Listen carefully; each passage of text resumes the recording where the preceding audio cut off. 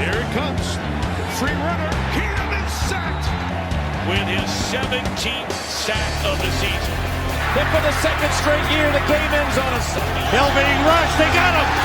Joey Porter, his first sack of the game. Flacco has time. Now in trouble. And J.J. Watt with the sack. Allô la gang, comment ça va pour ce nouveau podcast? Après avoir fait l'analyse de la draft NFL pour les équipes NFC, nous allons passer aux équipes AFC et terminer le tour des analyses avec ce nouveau podcast. On va reprendre tout de suite où on était et on va commencer tout de suite avec la NFC Nord. With the fifth pick in the 2021 NFL Draft, the Cincinnati Bengals select Ja'Marr Chase, wide receiver, LSU.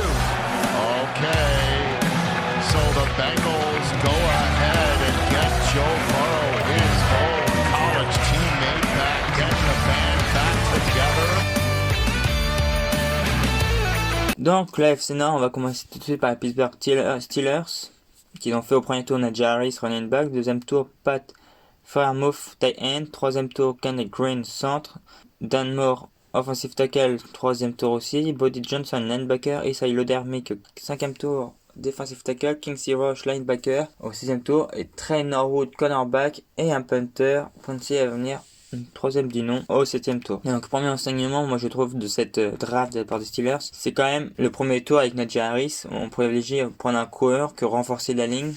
Donc il y avait quand même pas mal de boulot sur la ligne. La ligne d'ailleurs a été renforcée plus tard dans la draft, au niveau, dans la deuxième journée notamment. Bon, il n'y avait pas de jeu à la course et là on veut poser quand même du jeu à la course pour cette équipe. Donc oui, ils ont pris Najee Harris. Après, le choix peut se comprendre dans le sens que trop de responsabilités étaient sur Big Ben et qu'il est en fin de carrière, qu'il a besoin comme les Saints ont fait avec Drew Brees, mettre notre menace.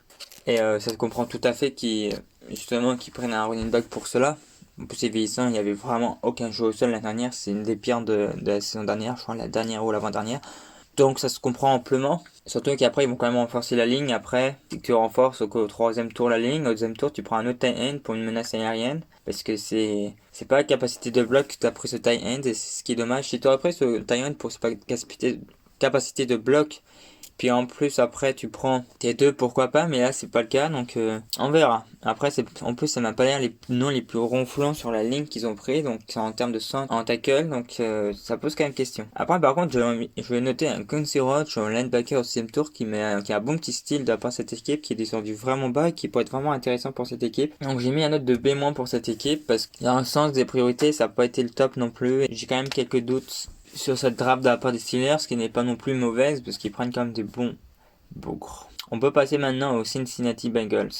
Cincinnati Bengals qui ont drafté au premier tour Ja'Marr Chase, deuxième tour Jason Carman, offensive tackle, Joseph Osei au defensive end, troisième tour, quatrième tour Cameron Sample, defensive end, Tyler Chavin, defensive end, toujours dans le même tour, avec Dante Smith en tackle. Au cinquième tour, on a Evan McPherson, d'équipe spéciale, Trey Hill, centre au 6ème, Chris Evans, running back au 6ème, et White Huber, defensive end au 7ème. Cette équipe a quand même créé la sensation en début de draft. Cette équipe a quand même créé la sensation de la draft 2021 en début de premier tour, en préférant Ja'Marr Chase à Penny Sewell. Alors, on dictait Penny Sewell. On pouvait prendre Kyle Pitts avant Penny Sewell, mais pas après, ça devait être lui. Surtout que Joe Burrow avait quand même été blessé, donc la ligne était quand même assez mauvaise et tout, donc il fallait vraiment le protéger. Et on a préféré prendre finalement Ja'Marr Chase et renier le lien qu'il y avait un LSU en 2019. Bon, moi, vous me connaissez, je suis prenant des tranchées, gagner le camp des tranchées, surtout que là on parle de quelqu'un qui pourrait être Hall of Famer quand même.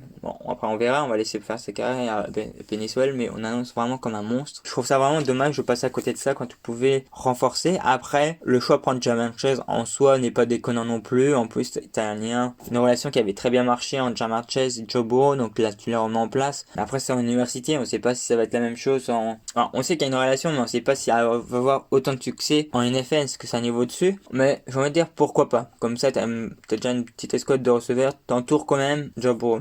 Surtout qu'après, tu prends quand même Jason Carman, l'offensive tackle, au second tour. Mais le problème avec Carman, ils ont besoin d'un tackle, et le problème avec lui, c'est que d'un premier temps, il devrait être guard. Donc c'est ça qui peut poser problème, je trouve. Donc à voir. Mais au moins, il renforce la ligne hein, comme par rapport à d'autres équipes. Après, ils ont pris Dante Smith plus tard dans la draft aussi en tackle, donc on sait pas, on va voir, mais ça va être intéressant de voir si cette ligne est plus solide dès l'année prochaine. Après, ils ont fait un petit style avec Joseph Osei, parce que en fait, je pense qu'il est descendu dans la draft parce qu'il est pareil limité, mais après, un joueur d'impact d'entrée, donc ça fait quand même une très belle ligne maintenant.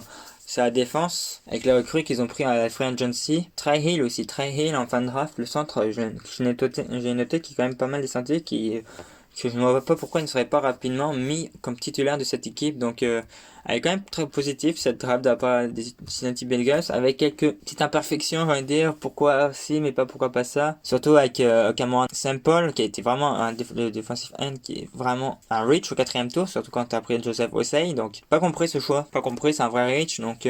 c'est ça. Mais bon, elle a quand même une note de B cette équipe sur la draft à mes yeux, donc c'est quand même une bonne draft. Et en parlant de draft, c'est l'équipe qui a peut-être fait la meilleure draft pour moi. Je l'avais un peu spoilé, j'ai fait un petit teaser lors d'un épisode. C'est pour moi les Cleveland Browns. Ils ont recruté au premier tour Greg Newsome, deuxième du nom, Jeremy Ayuso Koromoa, linebacker, au deuxième tour, Anthony Schwartz, receveur, au troisième tour, quatrième, James Hudson, tackle, Togiel, defensive tackle, au quatrième tour toujours, Tony Fields, deuxième du nom, linebacker, au cinquième, Richard Lecomte, safety, au cinquième aussi, et Demetric Felton, receveur, au sixième tour. Donc, ils avaient un besoin en cornerback, ils prennent au premier tour Greg Newsome, deuxième du nom, qui était le meilleur disponible. Greg Newsome du nom, en termes de talent, c'est un des plus talentueux. Il a juste eu quelques problèmes de blessures. Donc voilà. Deuxième tour, Jeremy Ayuso Koromoa. Pourquoi il est descendu à la draft? Je ne sais pas. Jeremy Ayuso Koromoa est descendu surprenamment dans la draft, mais pas tant que ça. Pourquoi? Parce qu'il y avait un point d'interrogation sur sa santé au niveau cardiaque. Il y a une rumeur de ESPN qui dirait même qu'il est apte à jouer, mais il a été demandé par le joueur et par la franchise. Donc, on va voir. En tout cas, moi je pars du principe qu'il va être apte à jouer et que c'est un vrai style qu'ils ont fait. Après, on verra. Hein. Je suis pas médecin non plus. Et entre ce qu'ils disent, ce qui est vrai, on sait pas trop. Hein. En tout cas, pour moi, à l'heure actuelle, c'est un style qu'ils ont fait et ils récupèrent de très bons joueurs, un cornerback et un linebacker pour renforcer une défense qui était en difficulté l'année dernière, surtout au niveau aérien. Yuzu Karoma, bon, c'est pas le meilleur en couverture, mais il va venir aussi emmener en front seven et ça va quand même apporter. Des fois, il faut pas grand chose pour une équipe.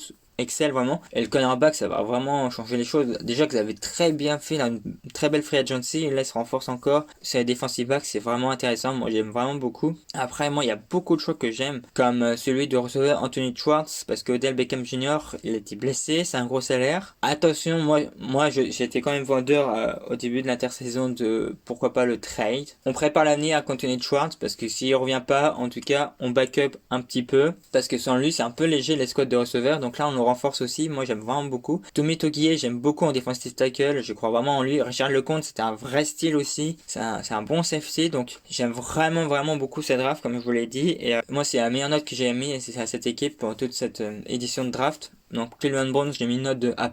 C'est la seule que je vais mettre dans toutes mes notes, parce que je vois point négatif. Quoi. On peut côté risque blessure pour Greg Newsome et Oyuzu, mais Oyuzu, je préfère être rassuré, me dire qu'il n'y a pas de problème de cœur. Et Greg Newsome, deuxième du nom, ça pose quand même moins question que qu'elle faire. Elle est très positif et une très belle draft de leur part. Et on va passer à une autre équipe qui a bien drafté. La dernière équipe en AFC Nord, donc l'AFC est quand même très bien drafté cette année, que ce soit en AFC ou en NFC, on peut le voir. C'est Baltimore Ravens. Au premier tour, ils avaient deux choix de draft, ils ont pris Rashad Bateman en receveur, Odafe Owe qui est un edge. Au troisième tour, Ben Cleveland, offensive line, Brandon Stevens, cornerback, troisième tour, Tylan Wallace, receveur, au quatrième, cinquième, Sean Wade, cornerback, Dallin Hayes, defensive end, et Ben Mason, fullback. Les trois derniers sont au cinquième tour. J'aime beaucoup aussi la draft des Ravens, je vous le dis clairement. Pourquoi ? Ils avaient besoin d'un receveur parce que l'escouade de receveurs était trop faible pour un gars qui a du mal à faire des passes comme QB, donc il fallait le renforcer. Rashad Bateman, c'était le meilleur disponible, on le prend, c'est parfait. Odafe Owe, c'est parfait. C'est un peu tôt, peut-être, ça a pu atteindre le deuxième tour, mais je pense, moi je fais confiance à cette équipe en termes de prospects défensif, parce que ça fait plusieurs années qu'ils savent drafter idéalement cette équipe des Ravens, donc je fais une limite confiance avec pour tous leurs choix défensifs, et ce joueur va clairement pallier le départ de Matt Judon aux Patriots. En tout cas c'est l'objectif clair et net de cette équipe, et c'est lui qui va remplacer poste pour poste ce joueur, c'est écrit là la pancarte dessus. Ensuite il y avait quand même d'autres besoins, notamment de safety. Non, Sean Wade est un cornerback mais dans les boards, mais il y a beaucoup de questions qui puissent jouer en cornerback, et il devrait très rapidement, je pense que c'était dans cette logique qui a été prise, Sean Wade, c'est qu'ils deviennent free safety plus que rester cornerback. Donc ils avaient un besoin en safety. Ils n'ont pas pris Trevon Moehrig, notamment en premier tour. J'étais un peu étonné d'ailleurs, parce que je trouvais dans l'ADN c'était très très bien ça. Mais je pense que Shaun Wade a été pris dans cette logique-là. Après, ils ont pris un autre receveur. Il y a Brandon Stevens aussi pour cornerback pour renforcer toujours la défense. Ben Cleveland aussi pour offensive line. D'ailleurs, il n'y a pas eu d'offensive tackle qui a été signé. Pas surprenant. Moi, je l'ai pas pris en compte parce que je savais, et depuis ça a été fait, Alejandro Villanueva a été signé pour être tackle droit chez les Ravens. Donc, il n'y avait pas de problème de tackle pour moi. Et pour moi, c'était évident qu'il les rumeurs allaient bon train sur lui. Il y avait une autre équipe qui était dessus, mais je savais qu'il allait chez les Ravens. C'était quasiment acté. Donc à partir de là, je savais que c'était pas un besoin chez eux. Donc, je l'ai même pas compté. Donc, moi, j'ai mis une note de 1 mois. Parce que c'est une très belle draft pour eux. C'est sûr, peut-être prendre un safety plus haut aurait fait changer la note en A ou en A+, mais bon, ça n'a pas été le cas. Mais malgré tout, c'est quand même une très belle draft de leur part, et ça boucle pas mal la draft des équipes du Nord en NFC, qui est aussi très très bonne, plutôt positive dans l'ensemble. Il n'y a pas une équipe qui a quand même complètement raté sa draft, donc c'est vraiment positif. Et on peut passer maintenant à FC Est.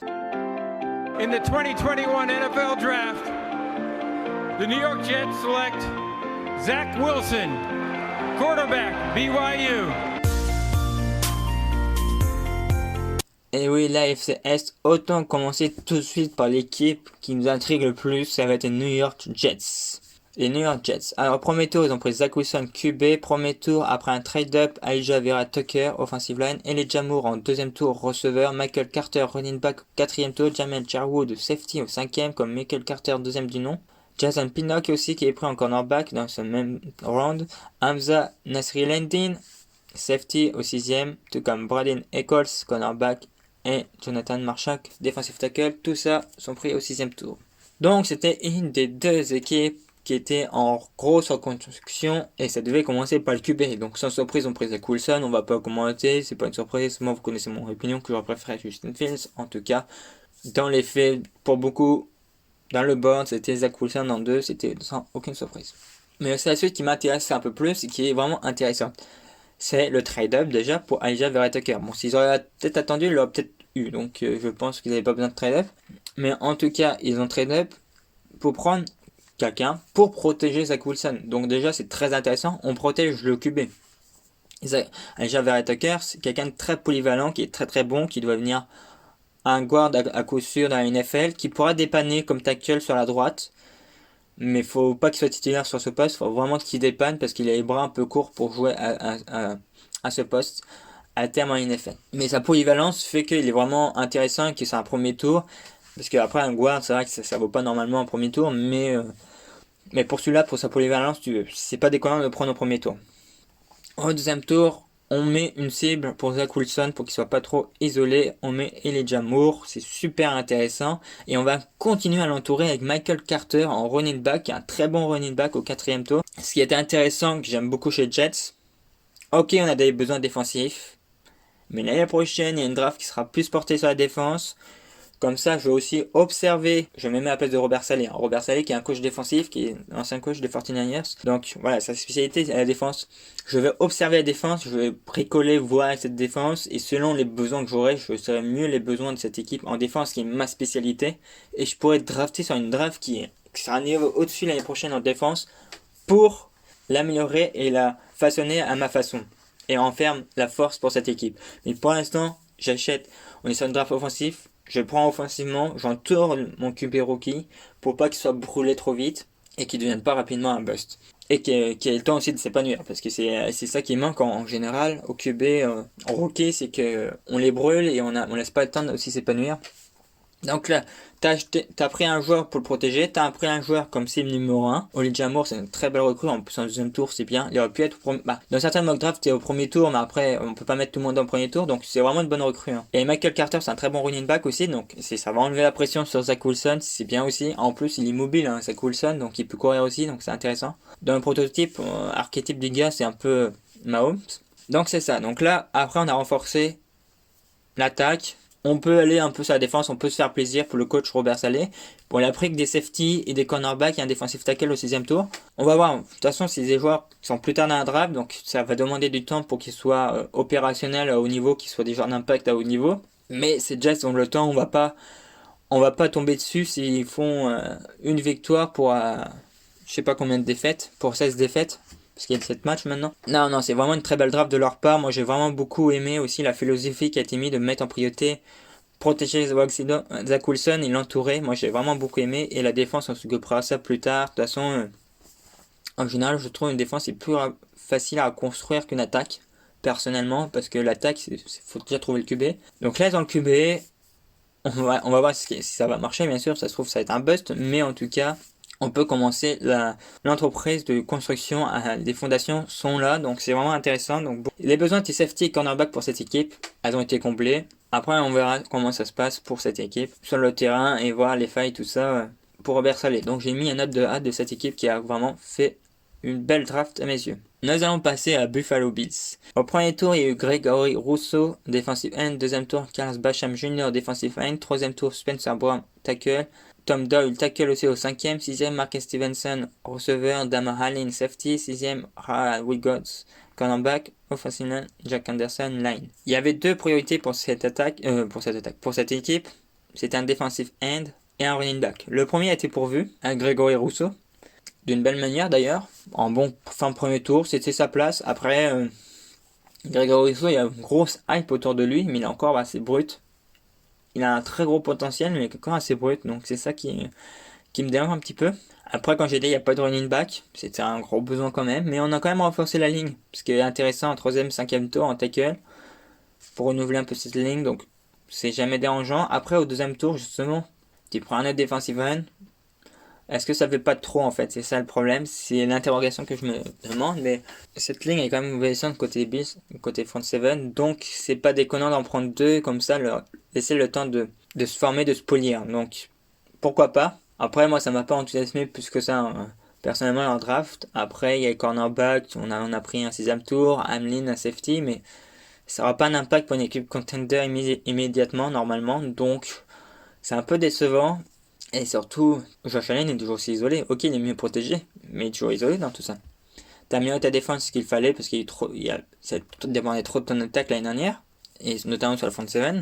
Mais en quoi t'as aidé Josh Allen? Josh Allen devait avoir un coureur pour l'aider, parce que c'était le meilleur coureur l'année dernière, et c'est pas encore le cas. Donc pour moi, à partir de là, tu peux difficilement aller sur une très bonne note.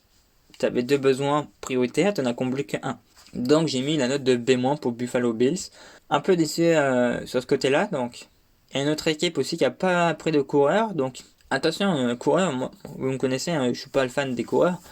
C'est le 11e joueur que je prends sur le terrain.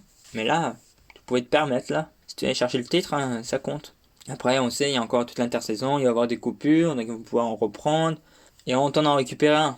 Mais il n'empêche que dans l'instant T et par rapport à la draft et les besoins, ils n'en ont pas pris et ça mérite d'être notifié. Alors, on va passer maintenant aux New England Patriots qui ont pris au premier tour Matt Jones, quarterback, Christian Barmore, deuxième tour en defensive tackle, troisième tour Ronnie Perkins, defensive end, plutôt edge, quatrième tour Ramon Stephenson, running back, cinquième tour Cameron McGraw, linebacker, sixième Joshua Bledsoe, safety, comme un tackle William Sherman dans le même tour et Trey Nixon receveur. C'est une très belle draft de la part des Patriots. J'aime beaucoup cette draft, vraiment. Alors déjà, pas besoin de faire de trade-up et récupérer que ce soit Mac Jones.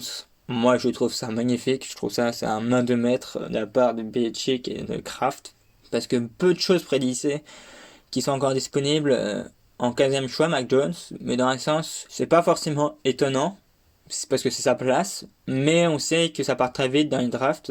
Les QB, donc c'est ça. Donc c'est très bien joué de leur part. En deuxième tour, il récupère le meilleur defensive tackle de la QV, qui aurait pu être drafté au premier tour, qui aurait mérité, c'est Christian Barmore. Christian Barmore qui sélectionne un peu ses matchs à Alabama. Là, il ne pourra plus faire ça chez les Patriots. Mais en tout cas, c'est vraiment un très bon choix. Ronnie Perkins aussi en edge est très bon. Très bon troisième choix et j'aime vraiment beaucoup. Après, running back, Cameron McGraw pour le linebacker qui risque d'être sur le banc, mais à terme, ça va rentrer parce qu'on ne sait pas ce que ça va donner pour les autres. Donc après, les autres besoins avaient quand même été pourvus avant, donc tu renforces ta ligne pour à terme, tu as un nouveau safety, c'est bien, tu prends un autre receveur. C'est vrai que le poste de receveur aurait pu être considéré. C'est ça, moi je suis quand même amoureux de leur draft parce que ils avaient quand même pas mal considéré le poste de receveur lors de la free agency et ils ont quand même 2 tight ends de haut niveau qui peuvent jouer à la passe aussi. Tu récupères un QB, c'était vraiment la pièce qui me manquait, tu vois.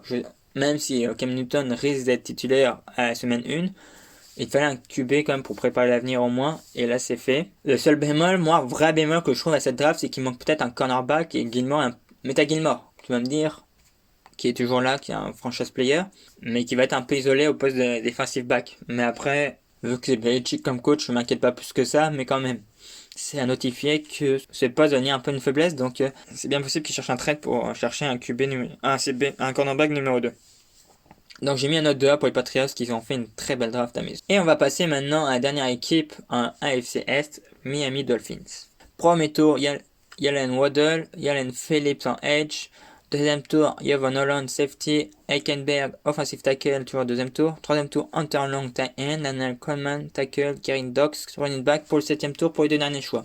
Alors, sur le papier, c'est une très belle draft. Pourquoi? Tu récupères Waddle au premier tour. Il y avait meilleur receveur, mais par rapport à l'escouade de receveurs de Miami, c'était la pièce parfaite qui fitait parfaitement dans cette escouade. Donc je comprends ce choix. Après, est-ce qu'il fallait prendre Penny Sewell qui était encore disponible? Oui, je suis amoureux des Penny Sewell, je sais. Pourquoi pas, mais ce qu'ils prennent au deuxième tour est aussi très intéressant.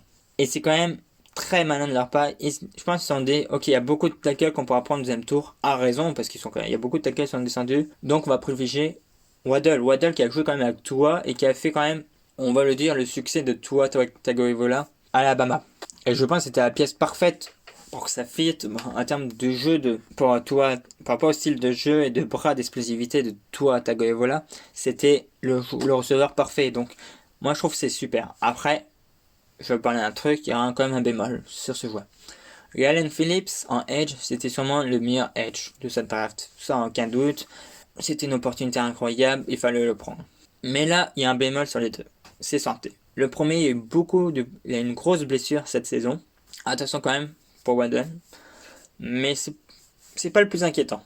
Moi, le plus inquiétant, c'est Jalen Phillips. Jalen Phillips, il a arrêté 1 an le football. Mais pourquoi il a arrêté 1 an le football? Vous allez me demander. Moi, je vais te dire pourquoi là.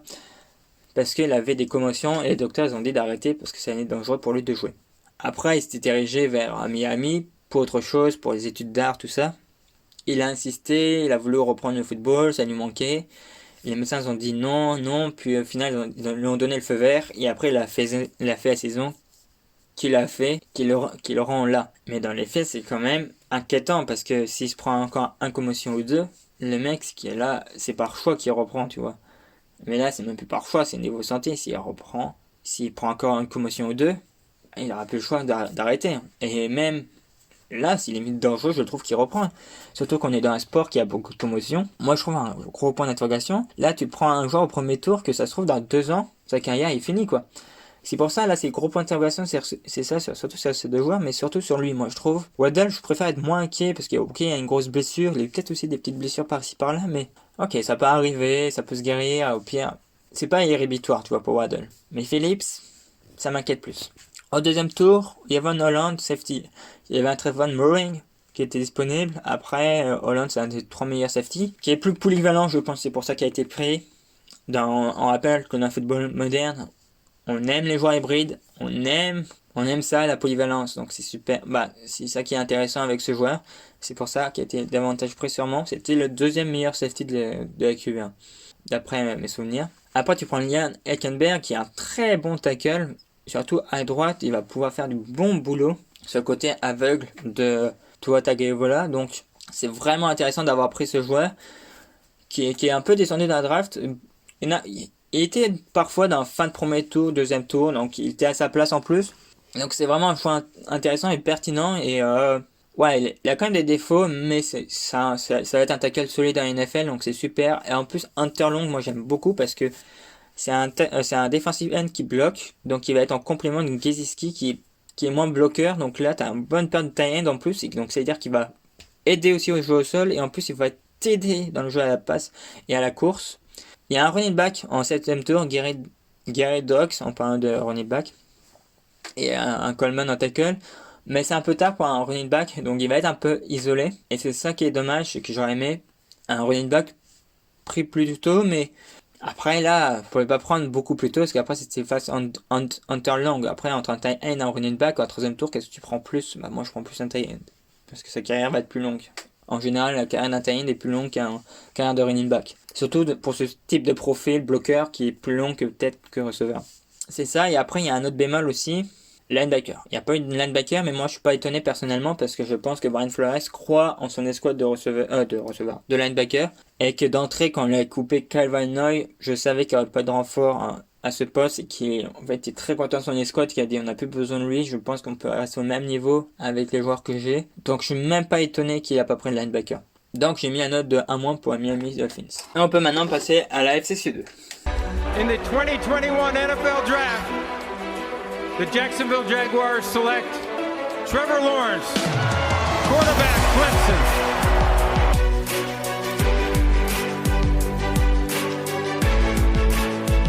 Et oui, on va commencer FC Sud, c'est peut-être le plus intéressant, les Jacksonville Jaguars.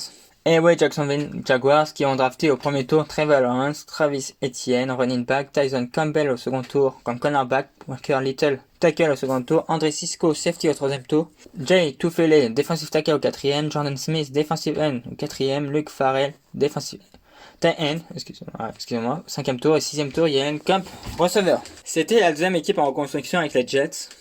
Et moi, j'aime aussi par où ils ont commencé. Bon, forcément, pas de surprise, Trevor Lawrence, on connaît, hein. C'est depuis Andrew Luck, le QB générationnel, donc il y en a à peu près un tous les 10 ans. Cette année, c'est lui. C'est celui qui est intéressant. Travis Etienne, c'est une petite surprise, le running back de Clemson, mais pourquoi pas? Pourquoi pas? Parce que c'était pas un besoin à la base, hein. C'est pour ça que c'est surprenant. Moi, j'étais étonnamment surpris. Mais il y a une grande chance qu'il n'était pas au second tour, parce que les Bills seraient peut-être sautés dessus. En tout cas, il y avait cette menace-là. Donc, il va aller s'en assurer.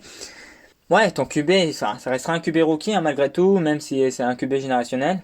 Donc, il faut d'autres menaces. Faut pas que ce soit une menace isolée, parce que sinon, il va avoir du mal à s'intégrer en NFL.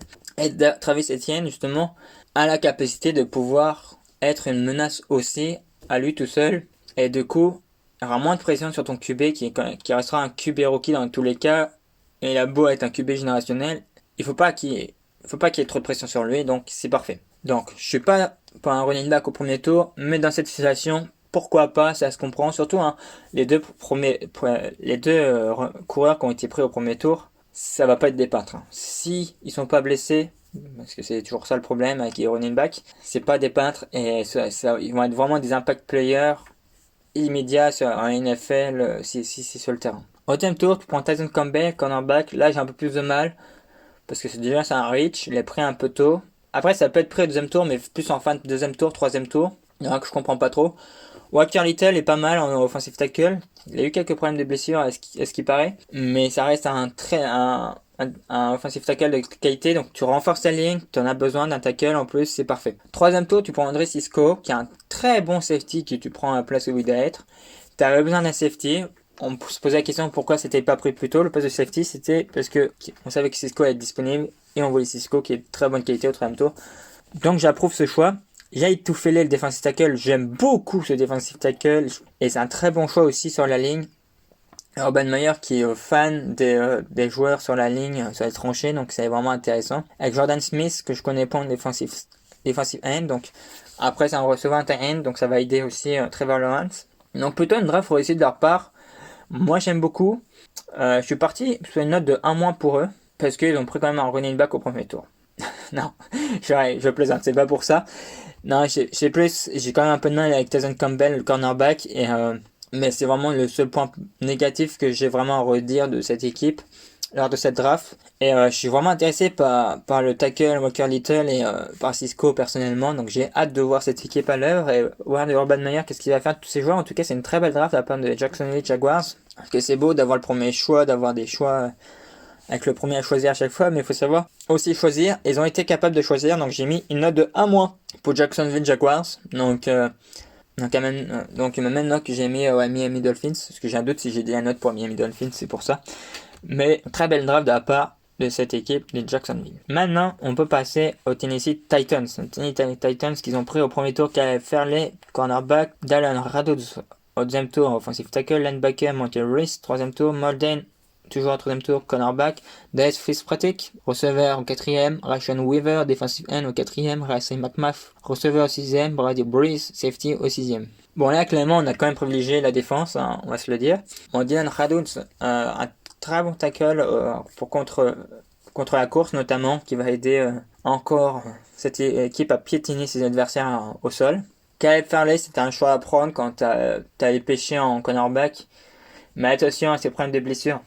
J'entends vraiment deux sons de cloche, qui a un problème au dos, mais ça devrait aller. Mais il y a un autre problème, moi j'entends qu'il y a quand même 2 opérations au dos déjà. Il sent pas un de ses orteils de pied, donc c'est ça, j'entends 2 sons de cloche, donc je sais pas trop quoi penser de sa santé de ce joueur. Mais en tout cas, en termes de qualité pure, ce joueur c'est le meilleur cornerback de la draft, de cette QV, donc c'est un très bon choix pour rapport à Tennessee Titans, et j'aurais été à leur place, j'aurais fait le même choix, donc même s'il y a point d'interrogation sur sa santé. Dylan Raduns, tackle, c'est très bien pour renforcer la ligne. Après, là, on peut voir qu'il n'y a pas de receveur, donc on peut s'y attendre au 3e tour. Et là, on a un linebacker et un Molden au cornerback.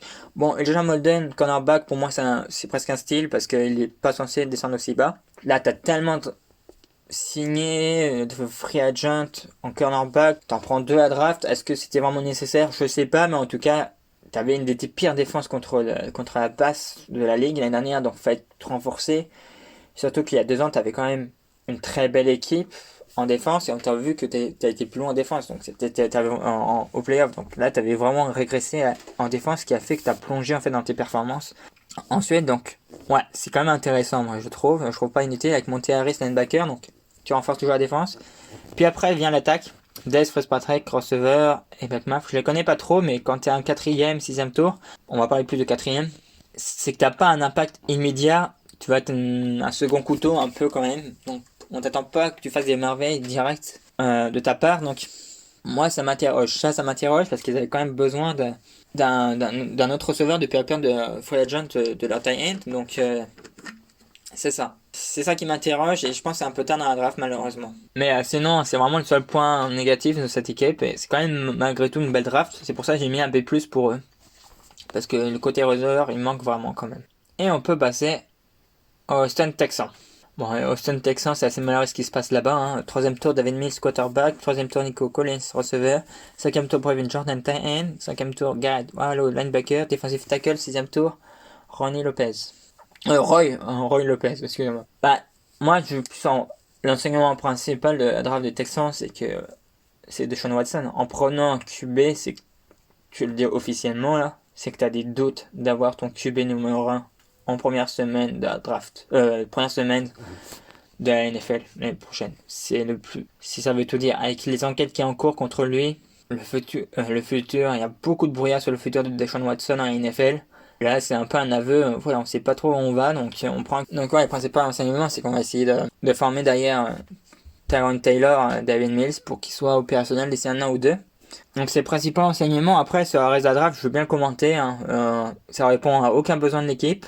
Après, en qualité, c'est des joueurs intéressants, je pense, pour cette équipe, mais ne répond pas aux besoins de l'équipe. Donc j'ai mis un D- pour ça, parce que c'est un peu hors sujet quand même. Mais bon, de toute façon, on va dire que Bill O'Brien a complètement détruit tout l'avenir de la franchise pour les 2 prochaines années en balançant tous les premiers tours de draft et tous les seconds tours de cette franchise, avec des joueurs impactants de la franchise en plus. Donc à partir de là, on part de 0. Et le coach là, franchement, ça va être vraiment dur. Ça va être long pour les fans des Texans pour les prochaines années. Bon courage à vous. Déjà, c'est pas la question de pourquoi on ne reprend pas un QB l'année prochaine. Tu sais jamais. Moi, j'ai arrêté. Tu sais pas, c'est un malentendu. Je pense que c'est aussi pour remplir le banc. Tu sais, tu te dis, t'as l'occasion d'en prendre un. Tu es peut-être aussi un peu amoureux. Tu te dis, pourquoi pas essayer. On sait jamais, c'est un malentendu. Tu vois. Après, c'est ça. C'est tellement désespéré à un moment donné que tu tentes un peu comme ça là, sans vraiment de perspective de réussite. Tu vois. Mais pourquoi pas. Moi, je suis d'accord avec eux. De toute façon, il fallait tenter quelque chose. Donc, au pire, il sera sur le banc. Il va apprendre de toute façon. Donc, t'as rien à perdre. Donc, on va passer à la dernière équipe de l'AFC Sud. De nom de Indianapolis Colts. Donc, premier tour, Quitty defensive end. Deuxième tour, Dayo Edegiambo, defensive end. Kane Granson, tight end au 4e. Sean Davis, safety au 5e. Sam Henniger, QB au 6e. Mike Trashan, receveur au 7e. Offensive tackle au 7e. Et ben là, je suis plutôt déçu par la draft des Colts. C'est une équipe qui, en général, draft bien depuis quelques temps. Et là, je suis pas mal déçu. Quitty Il n'y a pas de problème, c'est un très bon joueur, un des meilleurs defensive end. C'était le meilleur disponible à ce moment-là, c'était le bon choix. Adeyemi, pourquoi on prend deux sur le même poste, ça je ne sais pas. C'est pas moi qu'il faut demander. Moi je trouve ça inutile, surtout sur des premiers pics et surtout que tu avais un besoin de tackle, tu avais beaucoup de tackle disponibles au second tour. Pourquoi tu vas passer un tackle? Là j'ai vraiment pas compris, surtout que tu vas même pas pouvoir ce poste avant le 16e tour, donc il sera même pas impactant, il sera même pas titulaire à ta franchise la semaine 1 de la draft NFL, en sachant que tu es une équipe de contender. Voilà. Playoff contender, tu veux être contender, pour l'instant tu es régulièrement en playoff. Donc tu dois upgrade, tu vois. Et tu as perdu Anthony Gastonzo qui est parti en retraite. Donc là j'ai vraiment pas compris. Après tu as un bon petit tight end au 4e tour, Sean Davis, safety, QB 6e. Surtout que tu n'as pas de 3e tour, donc c'est ça, je suis un peu déçu. J'aurais pas pris ça au 2e tour, j'aurais pris un tackle et après, le safety Sean Davis, c'est des rich quand même, c'est des rich dans l'ensemble. Donc c'est pris trop haut. Donc c'est pas une belle draft de la part des Colts, et moi j'ai mis un C-. C'est ça, je suis plutôt déçu par la draft. C'est une franchise que j'aime beaucoup, et j'aime comment il fonctionne un peu, mais entre une free agency un peu frileux, alors que t'as beaucoup de salary cap, et une draft moyenne, pas une très belle intersaison pour les Colts en tout cas. Donc maintenant on va passer à la division, la FC West. With the 9th pick in the 2021 NFL Draft, the Denver Broncos select Pat Surtain Jr., defensive back, Alabama.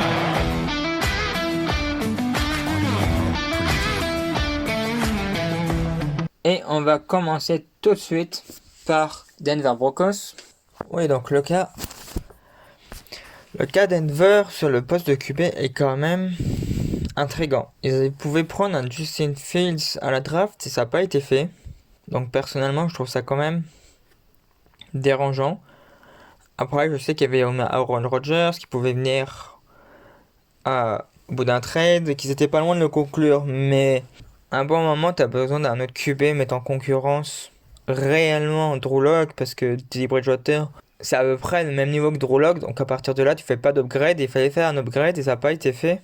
Et du coup, si tu vas pas sur un QB en pensant que tu as Aaron Rodgers, en sachant que pour moi, pour l'instant, il est plus près de rester aux Packers qu'aller chez Denver. Moi, j'y crois pas vraiment qu'il soit tradé par les Packers.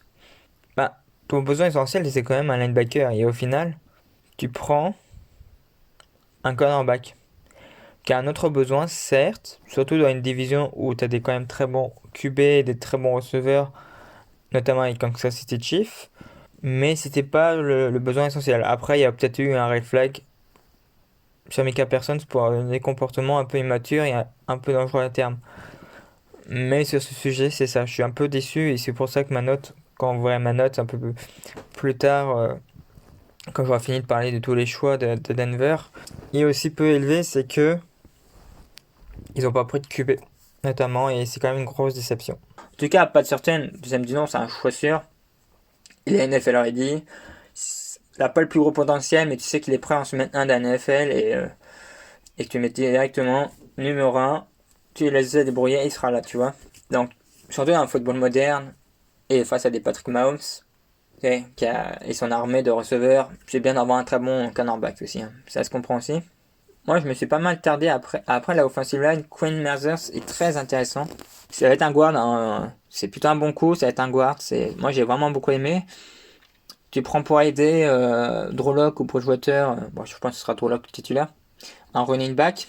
Et tu prends Baron Browning pour préparer l'avenir derrière Von Miller qui a un contrat à 18 millions cette année qui a été activé par Denver Broncos, qui avait fait une année blanche l'année dernière, qui est plus à sa fin qu'à ses débuts, hein. Ses meilleures années sont derrière lui. Donc tu prépares l'avenir aussi, donc c'est intéressant parce que t'as Bradley Chubb aussi, donc là ça te fait des beaux bébés, hein. Donc c'est vraiment intéressant, c'est un vrai edge Browning. Et ils ont fait quand même un bon petit steal sur Jamar Jackson au 5e tour, le safety, donc c'est quand même pas mal ce qu'ils ont fait à ce niveau-là aussi. Donc on voit qu'ils ont quand même renforcé pas mal la ligne arrière, ce qui était quand même des faiblesses, même en fin de 7e tour, les defensive tackle, les defensive end qui peut être vraiment intéressant, un petit receveur glissé par là.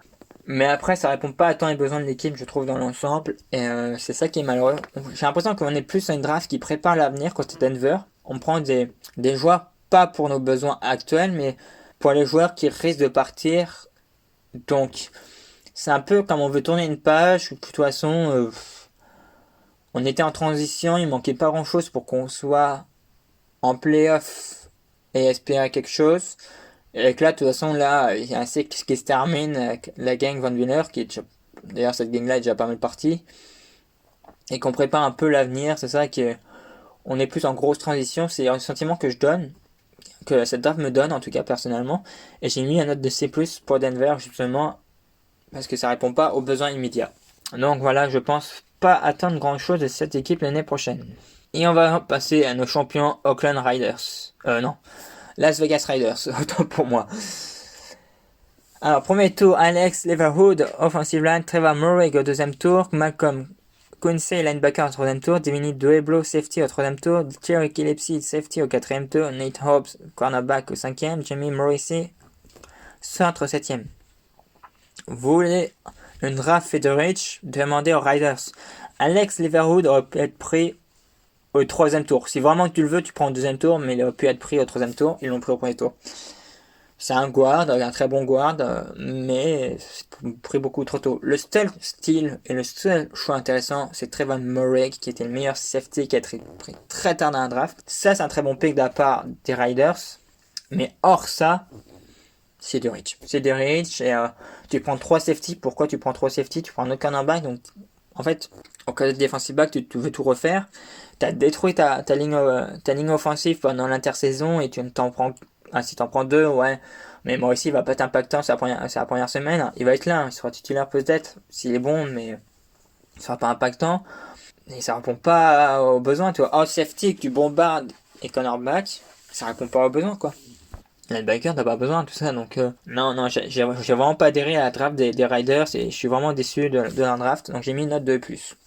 Ouais, non, vraiment déçu de leur draft et tu vois, par rapport à.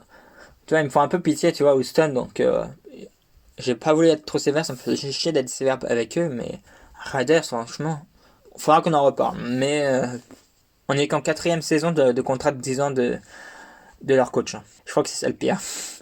En tout cas, on passe au dernier champion de l'AFC, les Kansas City Chiefs. Sans premier tour de draft, vous avez un second tour, Nick Bolton, linebacker, Creed Humphrey, centre au deuxième tour, Joshua Kendo, defensive end au 4ème tour, Noah Cray, tight end au 5ème tour, Cornell Powell, receveur au 5ème tour, Trey Smith, guard au 6ème tour. Bon, là, on a par contre une équipe qui s'est un peu mieux draftée. Donc déjà un linebacker en deuxième tour, Nick Bolton, qui est un très bon linebacker, j'aime beaucoup ce choix. Ça va renforcer en plus un poste à besoin côté City Chiefs, parce que l'attaque roule bien, mais sa défense quand même qui est vraiment limite, je trouve. Après, ils ont fait limite un style avec le nombre de personnes qui n'ont pas pris ce joueur, Creed Humphrey. C'est la valeur sûre de la draft en termes de centre. Dickerson, c'est le plus fort, mais il est souvent blessé. Donc c'est la valeur sûre, c'est le deuxième drafté à coup sûr au niveau du centre. Et il est descendu quand même en fin de deuxième tour. Et d'ailleurs, il y a les Packers qui ont été juste devant, qu'ils ont pris Meyers. Ils ont fait un reach et ils ont pris, on a Creed Humphrey disponible, on le prend. Donc là, clairement, ils ont refait toute leur ligne, les Chiefs. La offensive line, ça allait pas du tout l'année dernière. Bon, surtout en fin de saison, parce qu'il y a beaucoup de blessés. En plus, il y a des blessures. Et ça, ils ont nettoyé ça. Enfin, en reparler plus longuement des choix qu'ils ont fait et que c'était intéressant d'avoir comment ils ont été actifs et réactifs. Et là, ils terminent. Là, tu sais, c'est limite un luxe, en fait. Et ce qu'ils avaient déjà bien renforcé avec les free agents. T'as aussi du Vernet Tardif qui allait revenir. C'est vraiment intéressant. Et là, ils se renforcent encore sur la ligne. En tout cas, Mahomes, il va avoir plus de temps pour faire des passes l'année prochaine, il n'aura moins besoin de courir. Mais c'est intéressant en tout cas ce qu'ils ont fait. Et moi j'aime beaucoup le fait, ok, on a peut-être un très bon QB, mais il faut pas qu'il soit niqué physiquement avant qu'il ait la fin de trentaine, parce que c'est un génie, on peut tellement gagner à terme avec lui. Donc faut qu'on le protège, faut pas, même s'il peut se débrouiller sans protection, parce que c'est ce qu'il arrive à faire, c'est que si on veut gagner des titres, il faut quand même me protéger un minimum. Et moi j'ai beaucoup aimé cette politique pendant cette intersaison de la part des Chiefs qui font pas la même erreur que les Seattle Seahawks. Après la suite, c'est intéressant avec un defensive end Kaido. Moi je trouve ça vraiment bien parce que pour moi les squads quand même sur la ligne. Bon déjà ils ont pris un Nick Bolton pour le front 7, mais tu renforces ta ligne qui a deux très bons joueurs, mais qui n'est pas non plus une des meilleures lignes de la ligue, tu vois. A fait la job, mais il faut être plus impactant. Cette équipe va être impactant, surtout au moment des grands moments, je trouve. Donc ça va être super, ça va renforcer, ça va donner la richesse en profondeur, c'est super. Après un tight end, je suis plutôt curieux de ce choix qui est super intéressant et prometteur pour les années à venir. Après, il y a un autre guard en fin de draft et un Cornell Powell en receveur, donc ça c'est intéressant, on va voir. Bon, en premier temps, je pense qu'il va être remplaçant, mais c'est toujours bien. Encore un guard pour encore renforcer la ligne, c'est toujours intéressant. Et j'ai mis un note de P+, pour Kansas City Chiefs, qui ont fait quand même une belle draft pour moi, et qui répond quand même aux besoins qu'ils ont. Ils sont quand même pas mal renforcés à la défense, je trouve, qui est quand même, on va dire, pas faible, mais qui est le milieu de tableau en NFL, et c'est vrai que c'est un peu, si t'arrives à le mettre dans le top 10, idéalement, c'est que tu vas être très difficile à battre avec les QB que t'as, avec ton équipe offensivement que t'as. Et un peu, c'est là, ils ont résolu tous les problèmes de protection pour les années à venir. C'était une draft pour ça, et ils ont vraiment fait une très bonne intersaison pour renforcer ça, et ils ont eu raison, J'ai eu des doutes au début, en plus, moi, personnellement. Quand je vois qu'ils tous leurs meilleurs joueurs, ils avaient coupé, mais avec le salaire qu'ils prenaient, il y a des rumeurs que au niveau santé du dos, c'est vraiment mauvais pour Schwartz, je crois, Peter Schwartz. Derrière, les deux qui ont été coupés, ils n'ont pas encore retrouvé preneur. Donc ça veut dire quand même qu'il y a quand même des vraies inquiétudes sur leur santé physique à ces deux joueurs. Et on passe à la dernière équipe de la draft, que je n'ai pas parlé, qui a fait une très bonne draft. Je voulais finir une bonne note, je suis comme ça, je suis un peu un romantique, moi, vous savez. Los Angeles Chargers. Ils ont pris au premier tour Rashawn Slater, tackle. Deuxième tour, Asante Samuel Jr., cornerback. Troisième tour, Josh Palmer, receveur. Avec Trey McKitty, tight end. Le troisième tour, Chris Ranf, deuxième du nom, offensive linebacker. Outside linebacker, excusez-moi. Cinquième tour, Brandon James, offensive tackle. Sixième tour, Nick Newman, linebacker. Sixième tour, Larry Rountree, troisième du nom, running back. Septième tour, Mark Webb, safety. L'objectif principal pour l'intersaison aussi, c'était d'entourer Justin Herbert, en tout cas au moins en protection. C'était vraiment l'objectif principal. Le besoin principal pour cette équipe, quand ils ont vu que Justin Herbert avait commencé sur des chapeaux de roue son contrat rookie. Et ils ont pris Rashawn Slater, qui est d'ailleurs un peu tombé, on va se le dire, pendant la draft. Ils ont eu l'opportunité de le prendre, ils l'ont pas refusé. Et ils ont bien eu raison, c'est un très bon tackle, et là, ils vont être tranquilles pendant pas mal de temps. Ils ont quand même fait une bonne...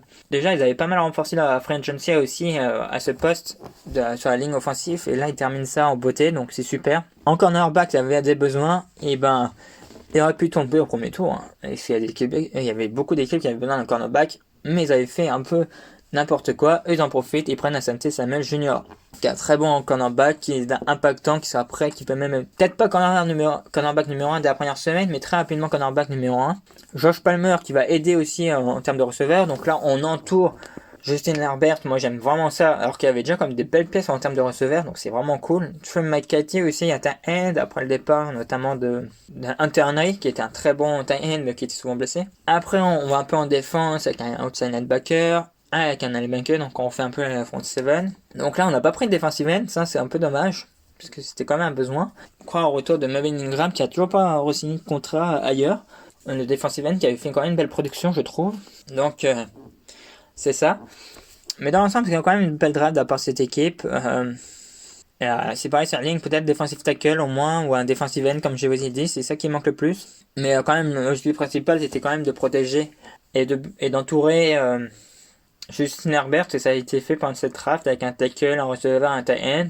Et c'était surtout la protection, vraiment. Et ça a été fait. Ils ont pris même un deuxième au 5e tour. Après, on va plus le laisser le temps. Donc, on pourra même peut-être commencer guard. C'est peut-être pour ça dans l'idée là. Donc, c'est intéressant. C'est très intéressant. Et Slater, avec Penny Sewell, il y a même certains spécialistes, certains scouts qui mettaient Rashawn Slater avant Penny Sewell. Moi, je pense pas personnellement. Mais c'est sûr, c'était deux têtes d'affiche, c'était tête de gondole. Pour moi, il pouvait partir dans le top 10. Et moi, beaucoup le mettaient, d'ailleurs, qui était pris par les Panthers, parce que les Panthers avaient un besoin, et il était assez bon pour partir dans le top 10 aussi. Donc, c'était de win to win. Et finalement, ils n'ont pas profité, les Panthers. Donc, c'est les Chargers qui en ont profité. Et après, les Vikings ont profité comme ça d'Arisso, mais en reculant en plus. Donc voilà, c'est se termine les notes des grades... La draft 2021 NFL, bon bien sûr, tout cela qui prend en compte, il y a toujours l'incertitude dans une draft. C'est un premier tour, il y a 52% des joueurs qui sont des busts. Donc si on imagine, plus on va loin dans la draft, moins il y a de chances que ce soit une réussite. Donc tout ce qui est dit est à relativiser forcément. Ça, comme Trey Lance, j'y croyais pas trop que ça allait être un bust, mais ça se trouve il va faire une très belle carrière, ça se trouve ça va être le meilleur des 5. On sait pas, c'est l'avenir qui nous dira. Ça reste du sport. Il y a les stats. Et à la réalité du terrain, il y a un moment, il y a une différence entre les deux. Donc, c'était important de le dire, de le notifier. Je n'ai pas science infuse. Personne n'a science infuse. les meilleurs journalistes sont trompés sur des joueurs. Il y a un mec de ESPN qui a dit que Patrick Mahomes allait être un bust. Donc voilà, donc pourtant il a encore son poste, c'est un des plus grands spécialistes de draft, mais voilà, tout le monde peut se tromper. C'est là que j'ai envie de dire, donc il faudra pas dire après, ah t'es nul. Hein. Donc voilà, c'est ça. Je voulais notifier ça, donc on va se retrouver très vite parce que j'ai envie de parler de Carl Rogers. Je vais essayer de faire un petit papier dans cette fin de semaine sur ça et très vite, soit en podcast. Je pense plus podcast finalement, ou en vidéo YouTube, parler de Rodgers, mais je pense que ça va être plus en podcast. Et je vais aussi faire un top et mes flops de ma draft personnelle, ce que j'ai aimé, ce que j'ai pas aimé. Bon, même si j'en parle pas mal sur toutes les équipes, avec aussi les petits enseignements qu'on peut avoir sur la saison prochaine, comme ça fait un petit mélange des deux. Et après, on va se diriger très vite sur un bilan de toutes les équipes de cette off-season, parce qu'il va falloir juger un peu la off-season de toutes ces équipes, qui est plus ou moins bonne, selon les équipes, bien sûr. Sur ce, je vous dis à très bientôt. N'hésitez pas à aller sur mon blog, il y a toujours des papiers, régulièrement, 2 à 3 fois par semaine, j'écris des papiers sur mon blog. Et je vous dis sur ce, à très bientôt, et restez à l'affût de toutes nouvelles. Vous pouvez me suivre sur Instagram ou Facebook pour voir les dernières news. Je vais essayer d'être un peu plus présent parce que je suis pas vraiment présent. Mais n'hésitez pas à m'envoyer un message en tout cas, pour toutes questions. Et je vous dis à très bientôt, bye bye, ciao!